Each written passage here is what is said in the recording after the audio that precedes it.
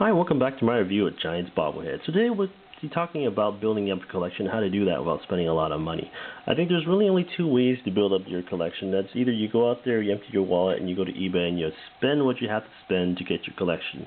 I think a lot of the fans who have only recently gotten into bobblehead collecting probably spent anywhere in the ballpark of $2,000 to $3,000 trying to just buy everything that's out there. And that's one way of adding your collection. The other way of adding your collection is actually to go out there and do a lot of one-to-one trades where you get rid of something you have extras of to get something that you want. And that's kind of a more legitimate, more pure way of doing it because you're not really spending any money on it. It also keeps the wife and your girlfriend happy because you're not like putting both of you in debt trying to grow your collection. In any case, so today we'll be talking a little bit about trading bobbleheads, and one of the ways to grow your collection best is try to focus on trying to make some good deals that are out there. And one of the ways that's kind of interesting is the fact that if you invest in the right bobblehead character, you can probably trade them for a lot more than what they're worth depending on who you're dealing with. So a lot of the trades, as I've found out over the years of doing this, is the fact that most of the value is based on who has the bobblehead, because their perceived value is only based on what the perception is, right? So I can kind of tell you a story here. So I have two Moises Alou bobbleheads. I actually traded away the other one. This is the one I keep for my collection, but I had two and I didn't really need two, and so I was interested in getting rid of him. I put him on Craigslist. I just basically said, what would you give me for him? And along came this person. He was a kind of guy in his 20s, kind of very young, very macho. He'd been working out, very like macho looking dude. And he offered me his Joe Cool Snoopy bobblehead. And this doesn't make any sense to me, because why in the world would you trade Moises Alou for Snoopy? It's kind of a bad trade for you. But he kind of told me that he really wasn't interested in having a child's toy as a bobblehead. He was really only interested in the players. And for him, Snoopy really wasn't worth anything to him. So which is kind of interesting. So it gave me a very big thought in terms of why that is. And I kind of invented this term called flex value. Flex value is basically a term I like to call or describe a variation in bobblehead value based on, I guess, the user, right? He has a very high difference in terms of what one person might think he's worth versus another person. So in this case, I had a person who was very macho, was not interested in children's toys, and he thought Snoopy was probably only worth at most $25, right? So he was willing to give it to me cheap. And I traded away Moises Alou. I got my Snoopy, and then later on I made another trade. Again, I put him back on Craigslist, and I found someone else who was willing to give me something else, and so I was able to trade Snoopy for Matt Williams. You're thinking, why in the world is that? Why did that happen? Well, the funny thing about Snoopy is you have to understand that Snoopy has an international, global audience. He also has a very large non-baseball audience, and so for a cartoon character who's been in the newspaper for 60 years, he has a huge following. So I found this young woman in her 30s who was a huge Snoopy fan, was not a huge baseball fan, but she was in San Francisco. So she was willing to pay a lot of money for Snoopy. And so for her, Snoopy was probably worth somewhere in the ballpark of $60 or so. And she had in her collection a Matt Williams. But of course, she's not really from the Bay Area. She's in San Francisco, but then for her, Matt Williams was a guy who had played in the 80s and 90s way before she ever became a Giants fan. And so for her, Matt Williams really wasn't worth a lot. And so there's kind of this thing where Matt Williams can have a very low end value of like $50, $60, and then for the guys like me who grew up worshiping Will Clark and Matt Williams, he's worth a lot more.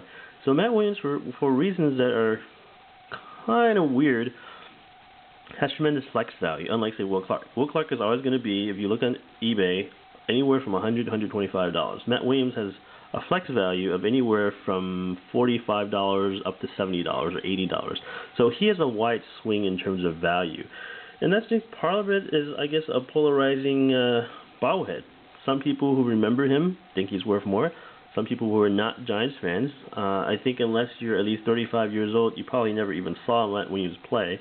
And so you may know of him, but he was not part of your day-to-day routine. And so for some people, he's not worth a lot, which is good for trading. In any case, so I had Matt Williams. I traded Moises Alou for Snoopy, and now I have Matt Williams. And again, I put Matt Williams back at Craigslist, and I said, give me the best offer you got. And along came this other person. They traded me, believe it or not, their vintage 2000 era Willie McCovey bobblehead. And you're thinking, why in the world did they do that? That's kind of a silly trade.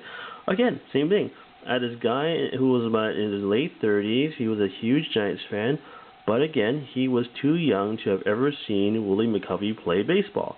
Unlike Willie Mays, who was a cult figure, and everybody knows you have to have the Willie Mays statue or bobblehead just because he's Willie Mays, maybe arguably the best baseball player to ever play.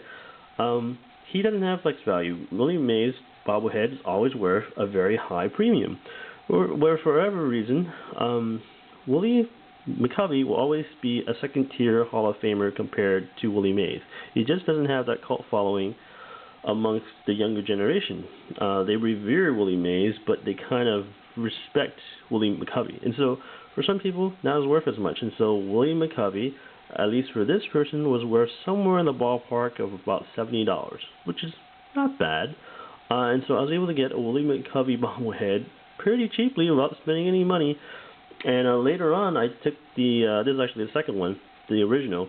But my other Willie McCoveys, I was able to sell it to somebody, and they paid me $125 for it. And so I actually made money on the transaction just by doing a couple of shrewd deals. And basically, I didn't really kind of do this video to kind of show off in terms of what I've been doing, but I wanted to demonstrate two concepts. And one concept is, of course, that you could start with nothing, right? Willie McCovey, Moises Alou, Snoopy to Matt Williams to Willie McCovey there.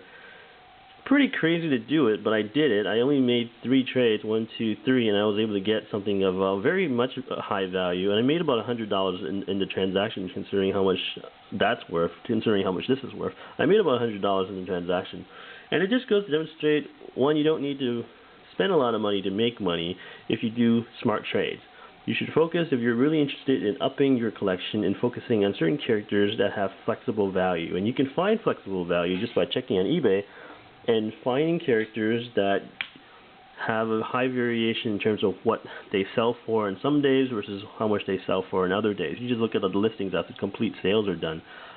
Some of the characters are going to sell cheaply for $40, and on other days they're selling for $70. And so you look for characters that have like a $30 to $40 swing in terms of their highest and lowest cost.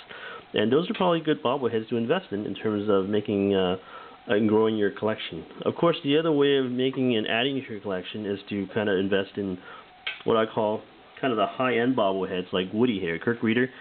The problem with Kirk Reeder is that you can probably trade him and downgrade everything. It's like having the number 1 pick in the draft. You can trade him for a whole bunch of other things. The problem is you spent $200 for him, but you're probably only going to get about $200 worth of stuff for him.